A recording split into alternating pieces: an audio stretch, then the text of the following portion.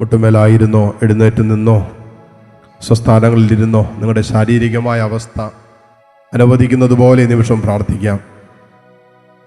സങ്കീർത്തനം 147 മൂന്നാമത്തെ വചനം നമ്മളെ ഓർമ്മപ്പെടുത്തുന്നത്, അവിടുന്ന് ഹൃദയം തകർന്നവരെ സൗഖ്യപ്പെടുത്തുകയും അവരുടെ മുറിവുകൾ വച്ച് കെട്ടുകയും ചെയ്യുന്നു. അവിടുന്ന് ഹൃദയം തകർന്നവരെ സൗഖ്യപ്പെടുത്തുകയും അവരുടെ മുറിവുകൾ വച്ച് കെട്ടുകയും ചെയ്യുന്നു. ഈ ആരാധന നിമിഷം കർത്താവ് നിന്റെ ഹൃദയത്തിൻ്റെ എല്ലാ വേദനകളെയും സുഖപ്പെടുത്തുന്ന നിമിഷമാണ്. നീ ഇന്നോളം അനുഭവിച്ചിട്ടുള്ള, ഇപ്പോൾ കടന്നു പോകുന്ന ജീവിതത്തിൻ്റെ സകല മുറിവുകളും കർത്താവ് വച്ചുകെട്ടുന്ന നിമിഷമാണ്. നീ കൊണ്ട് നടക്കുന്ന ഹൃദയത്തിൻ്റെ ഭാരം എന്തുവാകട്ടെ, മോളെ, മോനെ, നിനക്ക് ചുമക്കാവുന്നതിനപ്പുറമായ ഭാരം നീ കൊണ്ടു നടക്കുന്നുണ്ടാകാം. നിന്റെ രാത്രിയുടെ യാമങ്ങളിലെ ഉറക്കം പോലും നഷ്ടപ്പെടുത്തുന്ന ഹൃദയഭാരം ഒരുപക്ഷെ നീ വഹിക്കുന്നുണ്ടാകാം. മക്കളെ ഓർത്തോ, ജീവിത പങ്കാളിയെ ഓർത്തോ, കുടുംബത്തിൻ്റെ അവസ്ഥകളെ ഓർത്തൊക്കെ വല്ലാതെ ഹൃദയത്തിൽ അസ്വസ്ഥതകളും ഭാരവും കൊണ്ടു നടക്കുന്ന മകനോ മകളോ ആകട്ടെ, ഇവരുടെ സാമ്പത്തികമായി വല്ലാതെ ഞെരുങ്ങുന്നുണ്ടാകാം. വല്ലാത്ത ജീവിതത്തിൻ്റെ പ്രതിസന്ധിയുടെ പ്രതികൂലങ്ങളുടെ അനുഭവങ്ങളിലാകാം ഒരുപക്ഷെ നിന്റെ ജീവിതം. പക്ഷെ കുടുംബ ബന്ധങ്ങളിലൊക്കെ വല്ലാത്ത പ്രശ്നങ്ങളും പ്രതിസന്ധികളൊക്കെ അനുഭവിക്കുന്നുണ്ടാകാം. വചനത്തിൻ്റെ വാഗ്ദാനമാണ്, അവിടെ നിന്ന് നിന്റെ ഹൃദയം സുഖപ്പെടുത്തുമെന്നാണ് പറഞ്ഞത്. തകർന്ന നിന്റെ ഹൃദയത്തെ സുഖപ്പെടുത്തുന്ന കർത്താവ് ഈ അൾത്താരയിലുണ്ട്. അത് വിശ്വസിക്കുക. എന്നിട്ട് കർത്താവിനോട് പറ, തമ്പുരാനെ, എൻ്റെ ഹൃദയത്തിൻ്റെ ഭാരം നീ എടുത്ത് എനിക്ക് സൗഖ്യം തരണമേ. അധ്വാനിക്കുന്നവരും ഭാരം വഹിക്കുന്നവരും എൻ്റെ അടുക്കൽ വരട്ടെ, ഞാൻ നിങ്ങളെ ആശ്വസിപ്പിക്കാമെന്ന് പറഞ്ഞ് അതേ കർത്താവ് ഈ അൾത്താരയിലുണ്ട്. നിന്റെ ഹൃദയം വിങ്ങുന്നതും വേദനിക്കുന്നതും അറിയുന്ന ഒരു ദൈവം നിന്നെ ഒരിക്കലും ഒറ്റയ്ക്കാക്കി പോകില്ല എന്ന് വാഗ്ദാനം ചെയ്ത് വാഗ്ദാനങ്ങളിൽ വിശ്വസ്തനായ കർത്താവ് ഈ അൾത്താരയിലുണ്ട്. മോളെ, നിന്റെ ഹൃദയം വിങ്ങുന്നത് ഈ ഹൃദയത്തിന് മനസ്സിലാക്കാൻ പറ്റും. നിന്റെ ഹൃദയം വേദനിക്കുന്നത് ഈ ഹൃദയത്തിന് മനസ്സിലാക്കാൻ പറ്റും. കർത്താവ് ഈ അൾത്താരയിൽ നിന്നെ കാണുന്ന സമയമാണ്. മോളെ, നിന്റെ വേദനകൾ ഈശോ കാണുന്ന സമയമാണ്. നിന്റെ ഹൃദയ ഭാരം നീ കർത്താവിനെ ഏൽപ്പിക്ക്, അവനത് ഏറ്റെടുക്കുന്ന സമയമാണ്. വചനത്തിൽ കൂട്ടിച്ചേർക്കുന്നില്ലേ, നിന്റെ മുറിവുകൾ അവിടുന്ന് വച്ച് കെട്ടുകയും ചെയ്യുമെന്ന്. എന്തോരം നീ മുറിഞ്ഞിട്ടുണ്ട്. ഇന്നും പല മുറിവുകളല്ലേ നിന്റെ ജീവിതത്തിൽ നിന്നെ അസ്വസ്ഥപ്പെടുത്തിക്കൊണ്ടിരിക്കുന്നത്.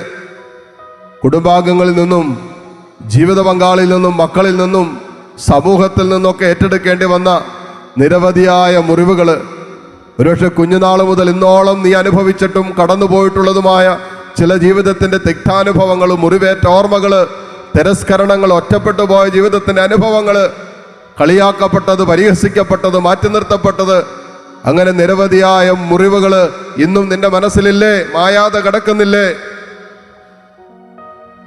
നിന്റെ സൗഖ്യം കിട്ടാത്ത എല്ലാ ഓർമ്മകളെയും വച്ചുകെട്ടാൻ, സുഖപ്പെടുത്താൻ കഴിയുന്ന കർത്താവ് ഈ അൾത്താരയിലുണ്ട്.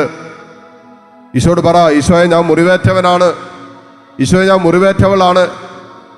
ഒത്തിരിയേറെ വെറുപ്പും വിദ്വേഷമൊക്കെ എൻ്റെ മനസ്സിലുണ്ട്. ക്ഷമിക്കാൻ പറ്റാത്ത മനസ്സിൻ്റെ ഉടമയാണ് ഞാനിന്ന്. ആരെ ഉൾക്കൊള്ളാൻ പറ്റണില്ല, അംഗീകരിക്കാൻ പറ്റണില്ല. പെട്ടെന്ന് ദേഷ്യപ്പെടുന്ന സ്വഭാവം എനിക്കുണ്ട്. അങ്ങനെ മനസ്സിന് മുറിവേറ്റു എന്ന് വെളിപ്പെടുത്തുന്ന സ്വഭാവത്തിൻ്റെ വൈകല്യങ്ങളുമായി ജീവിക്കുന്ന മകനോ മകളോ ആണോ? ഈശോയോട് പറ, ഈശോയെ, ഞാൻ മുറിവേറ്റവനാണ്, എന്നെ സുഖപ്പെടുത്താൻ പറ.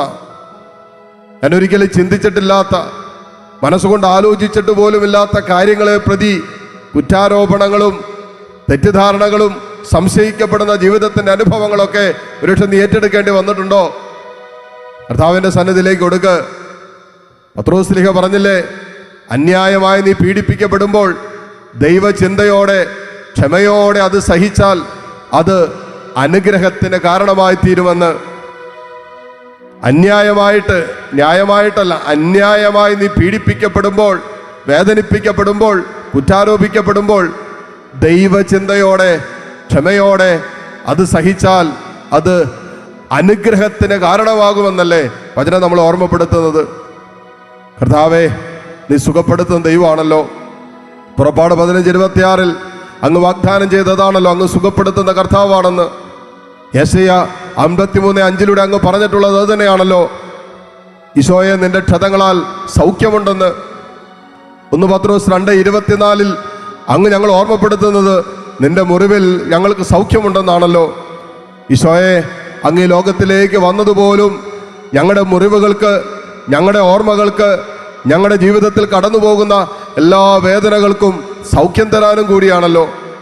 ഈശോയെ, സൗഖ്യം ആവശ്യമുള്ള ഒത്തിരി മക്കള് ഈ ആരാധനയിൽ പങ്കെടുക്കുന്നുണ്ട്. മുറിഞ്ഞ മനസ്സുമായി കഴിയുന്നവരുണ്ട്. ജീവിതത്തിൽ വല്ലാതെ ഒറ്റപ്പെട്ടു പോയവർ ഇതിനകത്തുണ്ട്. എല്ലാവരുടെയും നടുവിൽ ആരുമില്ല എന്നുള്ള തോന്നലുമായി കഴിയുന്നവരുണ്ട്. ആരും എന്നെ മനസ്സിലാക്കുന്നില്ലല്ലോ, ആരും എൻ്റെ വേദന, എൻ്റെ സങ്കടങ്ങളൊന്നും മനസ്സിലാക്കുന്നില്ലല്ലോ എന്നുള്ള മനോഭാരം പേറുന്നവരുണ്ട്.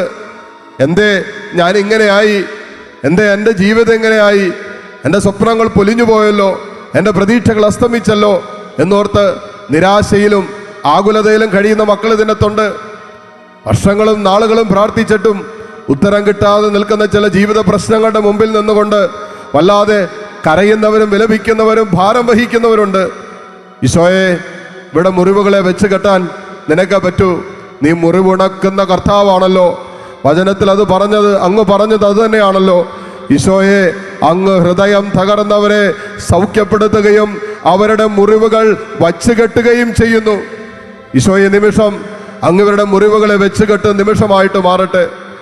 ഈശോയെ, എത്ര ആഴമേറിയ മുറിവാകട്ടെ, ഈശോയെ, എത്ര നാൾ പഴക്കമുള്ള മുറിവുകളാകട്ടെ, ഈശോയെ, നിന്റെ വലതുകരം നീട്ടണമേ, നിന്റെ മുറിവേറ്റ കരം നീട്ടണമേ. ഈശോയെ, മക്കൾക്ക് സൗഖ്യം നൽകണമേ. ആ മുറിവിൽ നിന്നൊഴുകുന്ന രക്തം ഇവരുടെ ശിരസ് മുതൽ പാദം വരെ ഒഴുകിയിറങ്ങട്ടെ. സൗഖ്യം ആവശ്യമുള്ള മേഖലകളിലേക്ക്, വൈകാരികമായി നിൽക്കുന്ന സമ്മർദ്ദങ്ങളിലേക്ക് കർത്താവേ, നിന്റെ സൗഖ്യം ഒഴുകട്ടെ, നിന്റെ സൗഖ്യം ഒഴുകട്ടെ.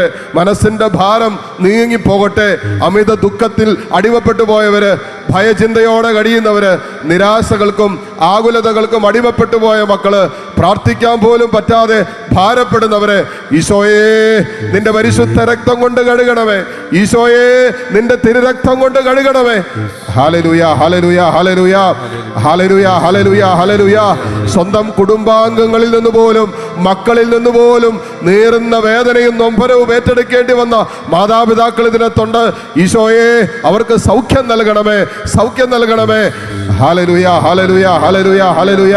ഇരു കരങ്ങളും ദൈവസന്നിധിയിലേക്ക് ഉയർത്തിപ്പിടിച്ച് മക്കളെ, സൗഖ്യം ആവശ്യമുള്ള മേഖലകള്, ഹൃദയത്തിന്റെ ഭാരം, ഇതെല്ലാം കർത്താവിന്റെ സന്നിധിയിലേക്ക് ഇറക്കി വെച്ച് ദിവ്യകാരുണ്യത്തിൽ എഴുന്നള്ളിരിക്കുന്ന ഈശോയെ കണ്ട് നിന്നെ സുഖപ്പെടുത്താൻ കഴിവുള്ള കർത്താവ്, നിന്റെ ഹൃദയത്തിന്റെ വേദനകൾ ഏറ്റെടുക്കുന്ന കർത്താവ്, ആ കർത്താവിന്റെ സന്നിധിയിലേക്ക് ഹൃദയഭാരം ഇറക്കി വെച്ച് കർത്താവിനെ ഒന്ന് സ്തുതിക്കട്ടെ.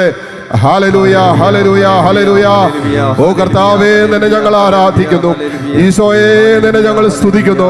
തമ്പുരാനെ, ഇവരുടെ മുറിവുകളെ നീ വെച്ച് കെട്ടണമേ. ഇവരുടെ മുറിവേറ്റ ഓർമ്മകളിലേക്ക് നിന്റെ പരിശുദ്ധ രക്തം ഒഴുകണമേ. സൗഖ്യം നൽകണമേ എന്ന് പ്രാർത്ഥിക്കുന്നു. വഞ്ചിക്കപ്പെട്ടതിന്റെ ഓർമ്മയുമായി കഴിയുന്നവരുണ്ട്. സ്നേഹിക്കപ്പെടാതെ പോയതിന്റെ നൊമ്പരം പേറുന്നവരുണ്ട്. എന്നെ ആരും മനസ്സിലാക്കുന്നില്ലല്ലോ എന്നുള്ള ഭാരം ഉള്ളിൽ കൊണ്ടു നടക്കുന്നവരുണ്ട്. യേശുവേ, ഈശോയെ, സുഖപ്പെടുത്തണമേ. കർത്താവേ, സുഖപ്പെടുത്തണമേ. ഹല്ലേലൂയ, ഹല്ലേലൂയ, ഹല്ലേലൂയ, ഹല്ലേലൂയ. ഈശോയെ, ആരാധന, ആരാധന, ആരാധന, ആരാധന. ഹല്ലേലൂയ, ഹല്ലേലൂയ, ഹല്ലേലൂയ, ഹല്ലേലൂയ. ഈശോയെ, ആരാധന, ആരാധന, ആരാധന, ആരാധന. ഹല്ലേലൂയ, ഹല്ലേലൂയ, ഹല്ലേലൂയ. ഈശോയെ, ആരാധന, ആരാധന, ആരാധന, ആരാധന. ഹല്ലേലൂയ, ഹല്ലേലൂയ. മേലായിരിക്കാം. ദിവ്യകാരുണ്യ ഈശോ നമ്മളെ ആശീർവദിക്കുന്ന നിമിഷമാണ്. ഇവിടെ എല്ലാ പ്രത്യേക നിയോഗങ്ങളെയും സമർപ്പിക്കാം. നമ്മളോട് പ്രാർത്ഥന യാചിച്ചിട്ടുള്ളവരെ പ്രത്യേകം നമുക്ക് ഓർക്കാം. കുടുംബങ്ങളിൽ പ്രാർത്ഥന ആവശ്യമുള്ളവരെ അൽത്താരയോട് നമുക്ക് ചേർത്ത് വയ്ക്കാം. ഈ ആശീർവാദത്തിൻ്റെ സമയത്ത് ലോകമെമ്പാടും ഇരുന്ന് ഈ ശുശ്രൂഷയിൽ പങ്കുചേർന്ന് പ്രാർത്ഥിക്കുന്ന എല്ലാ മക്കളെയും തമ്പുരാനെ നീ ആശീർവദിക്കണമേ എന്ന് പ്രാർത്ഥിച്ചുകൊണ്ട് താഴ്ന്ന സ്വരത്തിൽ കർത്താവിനെ സ്തുതിച്ചുകൊണ്ട് ഈശോയുടെ ആശീർവാദം നമുക്ക് സ്വീകരിക്കാം. ഹല്ലേലൂയ, ഹല്ലേലൂയ, ഹല്ലേലൂയ.